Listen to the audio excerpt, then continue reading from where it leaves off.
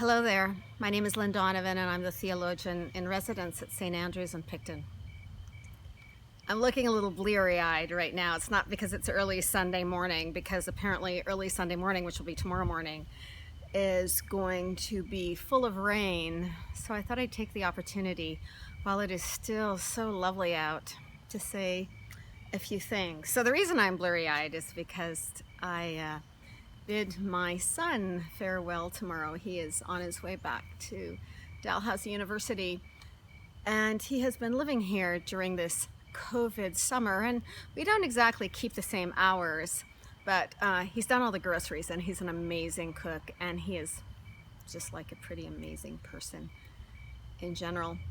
At a certain point today, because it's fall, and fall is a season of ending, and it's a season of dying, and it's a season, if we are doing what the trees are doing, of letting go. And this is on top of a whole global season of having to let go of so many things. At one point, and he saw it coming too, and he's 20, so now he's getting better at it. He didn't run for the hills. And I just threw my arms around him and fell apart. And so, in keeping with my theory, which is just not my theory, that all of the things that Jesus says about himself are also an invitation for us to say about ourselves. So we can't make Jesus the icon as much as we make him the model. So if we are the disciples, he was the guru, the teacher, and he was teaching us something with his words and his ways and his proclamations. And I guess I thought of his words today, behold, I will be with you always. I remember a number of years ago, 1998 to be specific, after my mother died, and I was a bit more of a theist then, thinking to myself about my mother and where my mother might be, and I don't really have a heaven theology. But thinking to myself, if I am with God and if God is with my mother, then my mother is not that far away. And that's the story that I constructed at that time. And I guess now here we are, 22 years later, and I'm thinking about those words, I will be with you always, and thinking, words of Jesus and we are to be walking in the footsteps of Jesus and learning how to live our lives modeled after the teacher Jesus. And so I've been thinking about what it might mean for me to say, don't be afraid, for I will be with you always. And I wonder how many of us have heard parents, lovers, friends, siblings say those words to us. Don't be afraid. I'll be with you always. Because certainly that's how I understand how I want to be with my son as I send him off again in these very challenging circumstances, off to a university town, Halifax. And then taking that even further and thinking about how we might say it to one another, how we might be able to say to one another, even in a season where I think the losses continue to reveal themselves. We haven't just had one big loss with this pandemic.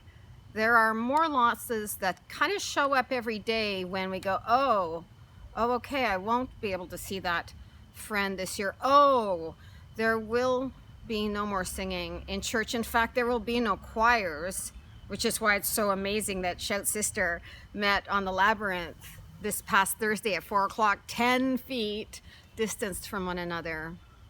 Listening to an interview of a choral master on CBC earlier this week and thinking about all the ways that singing together restores us in ways we can't even explain to one another.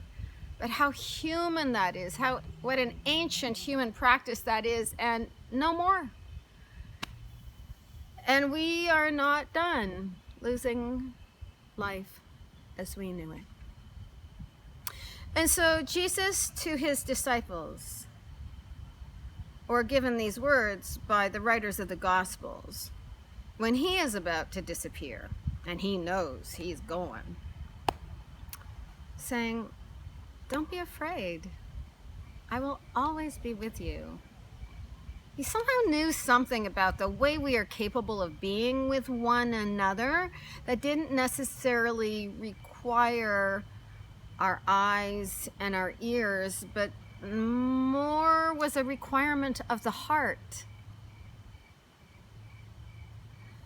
So as we go into this season of fall, which is so beautiful, and yet it's coming with a bit of dread because we're all going into colder season when we may not be able to be outside as much as we have been this summer, and being outside has saved many of our lives. And when the nights are getting longer and colder, and therefore there may be a little bit of anxiety because some of us will become a bit more isolated again as the fall moves into winter. I wonder how we can express to one another, don't be afraid. I am with you always.